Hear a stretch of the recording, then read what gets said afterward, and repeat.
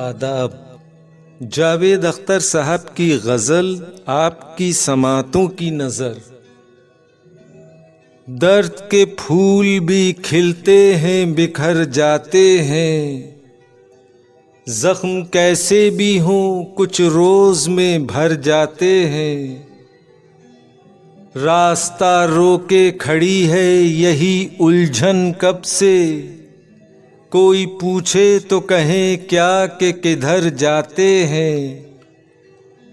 छत की कड़ियों से उतरते हैं मेरे ख्वाब मगर मेरी दीवारों से टकरा के बिखर जाते हैं।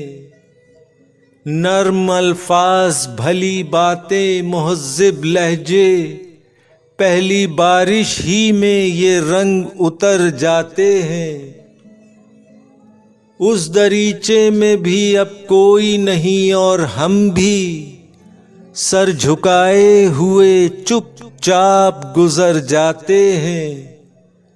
दर्द के फूल भी खिलते हैं बिखर जाते हैं, जख्म कैसे भी हों कुछ रोज में भर जाते हैं।